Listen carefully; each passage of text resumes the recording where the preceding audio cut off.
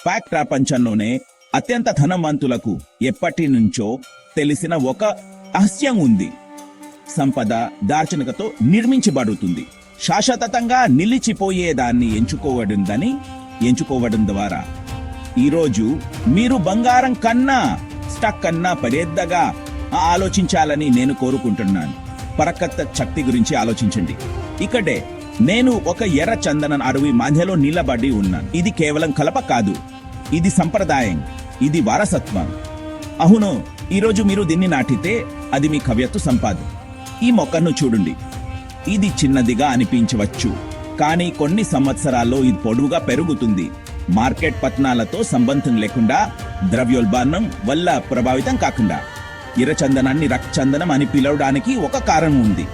ఇది అరుదనది. దీనికి ప్రపంచవ్యాప్తంగా డిమాండ్ ఉంది.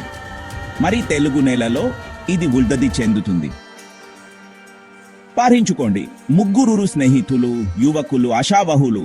వారు సమయం కోసం ఎదురు చూడటం లేదు, వారు దాన్ని నాటుతున్నారు. ఎందుకంటే భవిష్యత్తు రాజులు వెనక్కి తగ్గరు. వారు తమ కంటే ఎక్కువ కాలం జీవించే మూలాలలో పెట్టుబడి పెడతారు. ఇక్కడ ఆధ్యాత్మికత కూడా ఉంది. ఈ చెట్ల హింద సంత కేవలం డబ్బు గురించి కాదు, ఇది ప్రకృతి పట్ల, సంప్రదాయం పట్ల, మీ కుటుంబ హవియత్తు పట్ల గౌరవం గురించి. ఇది వహరించుకోండి. ఏక్తామైరిన్ నాటికి ఎర్ర చందనం కేవలం ఒక చెట్టు కాదు, అది పెరుగుతున్న గ్రాఫ్, మీరు నాటిన వారసత్వం, మీరు ఆచరించిన దార్శనికత. కాబట్టి మీరు కాలపరిష్కు నిలిచే సంపదను కోరుకుంటే రండి, మీ కళ్ళను ఎర్ర చందనంలో నాటండి. మీ భవిష్యత్తు ఈ మూలాల వలె బలంగా పెరగనండి. ప్రకృతి నుండి సంపదను ఎవరు నిర్మిస్తారు అనేది ప్రశ్న కాదు. ప్రశ్న ఏమిటంటే